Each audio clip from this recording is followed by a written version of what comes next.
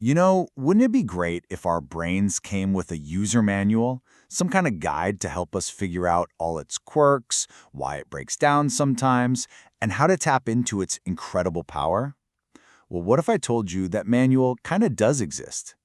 Today, we're going to dive into a concept that gives us a powerful new way to see, understand, and even reshape our own minds. I've lost my soul. What does that even mean? It's such a haunting thing to hear, but this is exactly what a patient named Barbara told her doctor after a tragic accident. Her story, as intense as it is our way in. It's our starting point for understanding what happens when the mind, when it breaks, and how we might begin to heal it.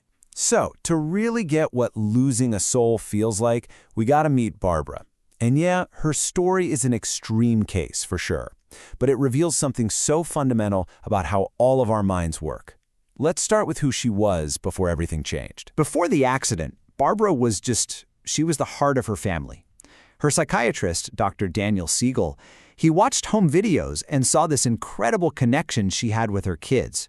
He called it a communicative dance. That beautiful back and forth, the smiles, the signals, really all the little things that make up love. And then, a car crash. And just like that, everything was different. When Barbara came home from the hospital, her body was there, but the person her family knew, she was just gone. She looked exactly the same, but inside, a total stranger. Just vacant, detached from her husband, from her own kids. And then there were these sudden, terrifying outbursts of anger that came out of nowhere.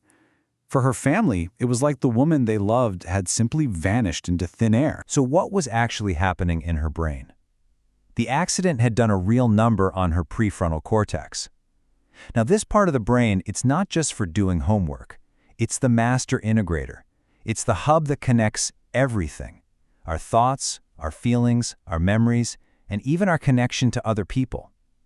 So when that central hub was shattered, Barbara's soul, her sense of a whole, coherent self, was lost. That skill she lost, that ability to bring everything together, it actually has a name. Dr. Siegel calls it Mindsight. And this is the key. It's not just about understanding a tragic case like Barbara's. It's about understanding our own everyday mental struggles too. So what is Mindsight? Think of it like this. It's a special lens that you can learn to use to see your own mind with real clarity. It's the ability to just step back, take a breath, and observe your thoughts and feelings without getting totally swept away by them. And here's the best part, it is a learnable skill. It's what moves us from reacting on autopilot to responding with actual awareness and choice. And here's where this gets super practical. It can be as simple as changing one little word. Notice the difference. When you say, "I am sad," you're making it your identity. You and the sadness are the same thing. But what if you switch that to, "I feel sadness"? See that? All of a sudden, there's a little bit of space. Sadness is just a feeling passing through. It's not the definition of you. That tiny shift in perspective, that is Mindsight in action. And it is a total game changer. Okay, so how does this whole Mindsight thing actually work under the hood? It all rests on this really simple but really powerful idea called the triangle of well-being. Picture our well-being like a three-legged stool. One leg is the mind. That's all your internal stuff, feelings, thoughts, memories. The second leg is the brain, the actual physical hardware in your head.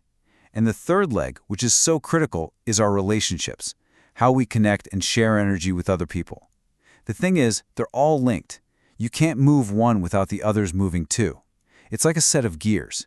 You improve a relationship, you literally change your emotional state and the physical wiring of your brain. So here's the crucial point. Health, happiness, well-being, it isn't about perfecting any one of these things on its own. It comes from integration.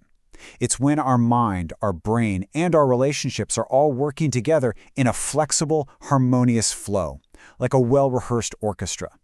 That harmonious integration, that's exactly what Barbara lost. Now, I know what you might be thinking. Okay, this is interesting, but I haven't had a major brain injury, so this doesn't really apply to me, right? But that's where you'd be wrong. Dr. Siegel tells this personal and frankly pretty funny story that shows how every single one of us loses our mindset sometimes. He calls it the Crepes of Wrath. I mean, come on. Let's be honest. Have you ever just completely lost your cool over something totally tiny? A small disagreement that somehow escalates into a full-blown emotional meltdown? Well, this is exactly what happened to the expert in this very field. So picture it. He's just out with his family. It's supposed to be a nice, simple outing for Crepes. But then his kids start bickering over some little thing. He steps in to play referee, but instead of calming things down, he feels his own anger just surge. And before he knows what's happening, the whole thing devolves into this irrational emotional outburst. In his own words, he lost his mind over a crepe. So what is happening inside our skulls when we flip our lid like that? It's pretty much a three-step process. First, you get a limbic system hijack. Your emotional centers just fire up with raw, reactive emotion. Second, your prefrontal cortex, the thinking, regulating part of your brain, goes offline. It just checks out for a minute. And the result? Mindsight is gone. You temporarily lose all access to balance, to insight, and to empathy. Okay, this all might sound a little bleak, like we're just puppets of our emotional brains. But hang on, because this is honestly the most empowering and hopeful part of this whole idea. We are not stuck with the brain we have. We can actively become the architects of our own neural landscape. This is all possible thanks to something amazing called neuroplasticity. For a long, long time, the old science said that our brains were basically fixed once we became adults. Well, we now know that is completely wrong. Our brain retains the ability to change its own structure and function throughout our entire lives, based on our experiences and, this is the most important part, based on where we choose to focus our attention. And this is where it all comes full circle.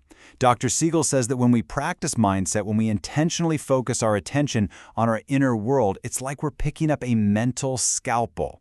And with that focused attention, we can literally begin to reshape our own neural pathways. We can strengthen the very circuits that are responsible for regulation, for balance, for empathy. The simple act of paying attention literally changes your brain. So the final thought is this. There's a famous saying in neuroscience, neurons that fire together, wire together. Every experience you have, every thought you let yourself linger on, every emotional state you practice over and over, it's all physically sculpting your brain. The question isn't if your brain is being shaped. It is, right now. The real question is, knowing this, what will you choose to practice?